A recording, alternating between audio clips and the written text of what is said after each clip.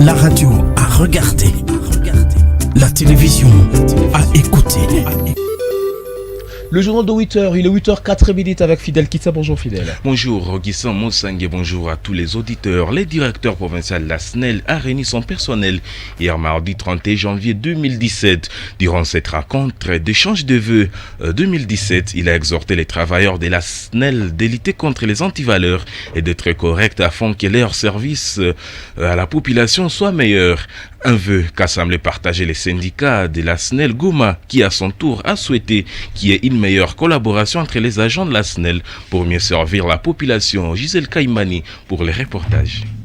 Les agents de la SNEL Goma, du cadre au subalterne, se sont échangés de vœux les meilleurs pour cette année 2017, ce mardi 31 janvier 2017. Devenu une habitude dans cette institution de l'État, les agents ont voulu que cette année soit une année d'harmonie, une année de collaboration, une année de compréhension, mais également une année de lutte contre les antivaleurs pour une maximisation de recettes, comme a dit Léon Moeto, directeur provincial de la SNEL Nord Kivu. Les agents à leur tour ont applaudi le message du directeur Léon Moeto, comme le dit ici le syndicaliste Venant Moussoro. L'année 2017, c'est une année d'harmonie, c'est une année de collaboration, c'est une année de compréhension. Est-ce que vous ne pouvez pas applaudir pour ça? Nous devons, le directeur l'a dit, nous devons éviter les antivaleurs qui font que les rendements ne soient pas meilleurs. Applaudissez quand même pour ça aussi. Après un échange, c'est une salutation sincère entre agents.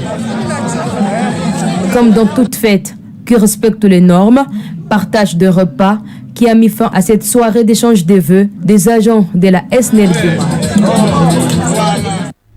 La population d'Egoma est appelée à avoir la culture de jeter leurs saletés dans les poubelles publiques. En fait, depuis plus d'un mois, la mairie a installé des poubelles à plusieurs endroits de la ville, espérant contribuer à la propriété d'Egoma. Les petits commerçants le long des artères principales disent aussi apprécier cette idée des poubelles publiques dans la ville d'Egoma.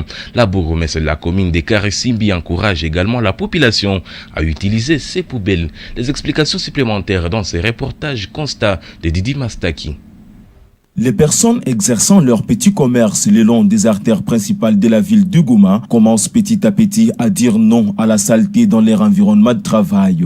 Chaque matin, il est devenu une routine d'entretenir leur secteur de travail pour ainsi bien utiliser les quelques poubelles publiques mises à la disposition de la population pour un environnement sain. C'est le cas du secteur Seniors qui est contrôlé par Sekadafi Man. À chaque fois kama tunafika maasubuhi inalifika mbele anaangalia kama kulikuwa masarike mwa fulani masashe makarton anatoa layo mara anaenda tia kwa ile poubelle yenyewe pale. Pour cette femme, à chaque fois qu'elle clôture sa journée, elle se soucie de la propreté de sa place. Elle demande la régularité des agents qui collectent les poubelles publiques pour ainsi éviter ces débordements.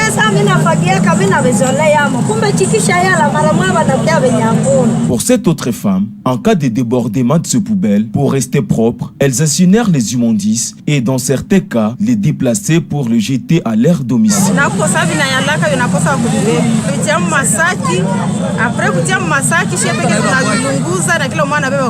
Celle-ci, vendeuse d'eau, estime que c'est une bonne habitude de vendre des produits vivriers dans un environnement propre. Où vont ces immondices et qui les collecte? Le chef des secteurs Seniors répond tout en ne connaissant pas la destination de ces déchets.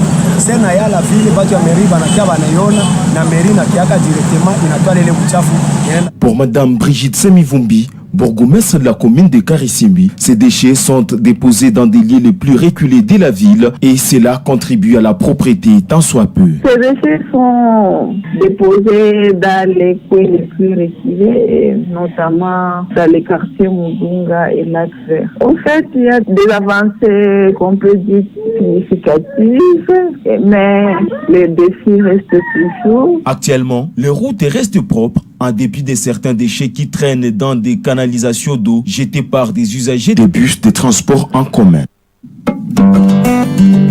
Que peut-on offrir de plus précieux à nos enfants?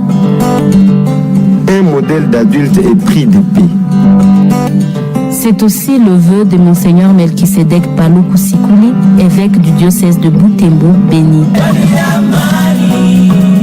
La paix, c'est un don de Dieu confié à l'homme. Donc l'homme doit accueillir ce don, le fructifier, se l'approprier et le faire sien pour l'autre. Le bien que vous voulez pour vous-même, il faut l'accomplir pour autrui. Ne faites pas à l'autre ce que vous ne voulez pas qu'on fasse pour vous. C'est du cœur de chaque homme. S'il a à lui et ressent à lui cette inspiration à la paix, il comprendra que c'est ça qu'il faut qu'il fasse pour l'autre, pour qu'il y ait la paix. Maintenant, je ne pense pas qu'il y ait personne qui veut la mort pour lui-même, pour le vouloir pour un autre, par exemple. Ce message vous est offert par l'Union nationale de la presse du Congo, section du Nord Kivu, l'UNPC pour la liberté d'expression, la cohabitation pacifique et la paix. En direct du studio Blé Major des Lumières de Kivu 11 sur les plateaux Cristal. Merci de votre fidélité. Vous suivez le journal de 8h. Il est 8h11 à Goma.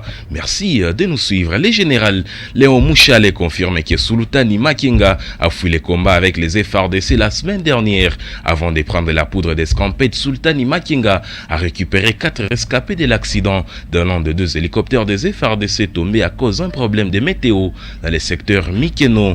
Il a également fait piller cet hélicoptère avant de les détruire.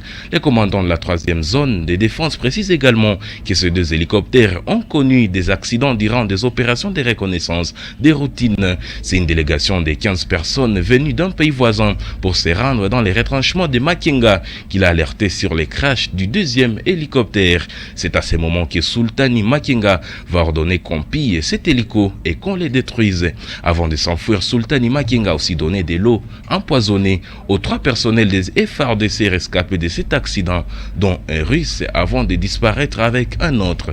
Nous proposons de l'écouter dans ses propos recueillis par Moustapha Kemal et Magloire Paluku.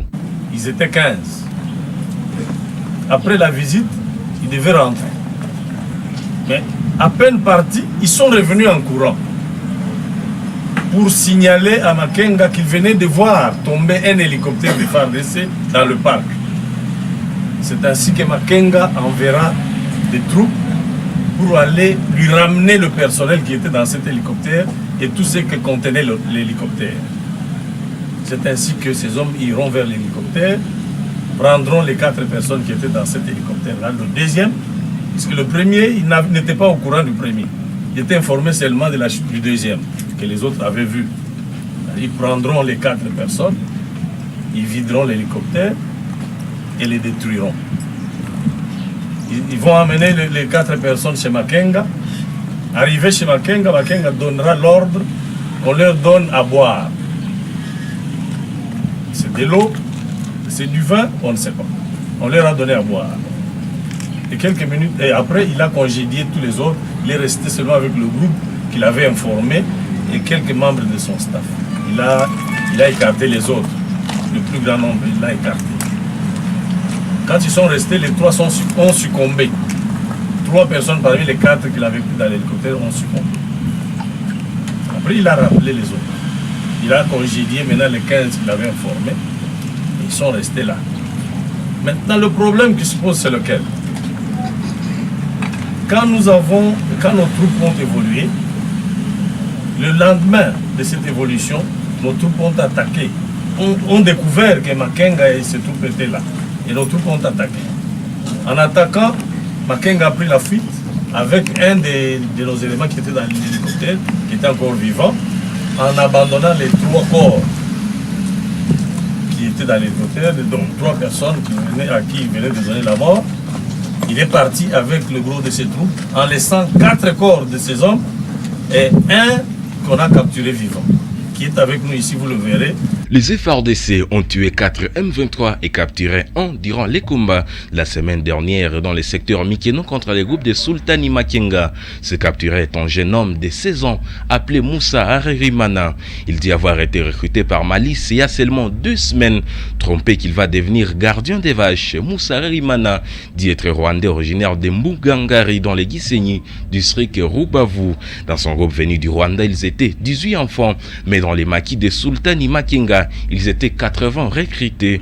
Dans les Massissi au nord Kivu et dans l'Ouganda. Sur Kivu, cet enfant Moussa Harimana a révélé que Sultani Makenga a fui soit au Rwanda, soit il se cache toujours dans la forêt impénétrable du secteur Mikeno. Nous proposons de l'écouter interrogé par Magloire Paluku, mais aussi interprété par Mustafa Kemal. Je suis né là où on appelle Mbugangari, c'est là où on m'a fait quitter là-bas. Mbugangari Mbugangari c'est juste vers le Makoro de Gisenyi. Donc Rwandais. Uri Munyarwanda. C'est moi. Uri Munyarwanda. Oui, je suis rwandais. C'est ma Vuga. Donc il dit je suis rwandais.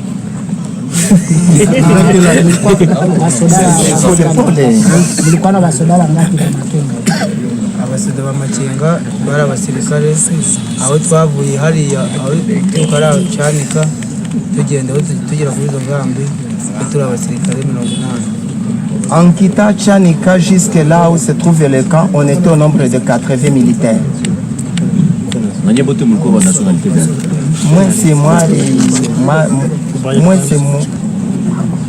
c'est mwari abanyarwanda bagande mwese mwari abanyarwanda. Nous étions mélangés, les Rwandais et les Ougandais. Les opposants de la ville de Goma avertissent la CENI qu'il y a un déséquilibre dans l'installation des centres d'enrôlement par rapport aux quartiers peuplés et non peuplés de Goma.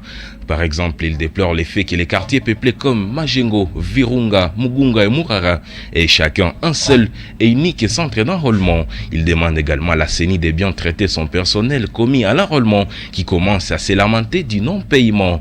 L'opposition de Goma propose à ses électeurs qui se sont fait enrôler dans les Nyiragongo d'aller faire annuler leurs cartes car la CENI interdit les doublons. Nous proposons d'écouter le point focal de la coalition des opposants de Goma, Maître René Kiunda et le secrétaire exécutif de la CENI, Raphaël Akilimali, dans ses propos recueillis par Didi Mastaki.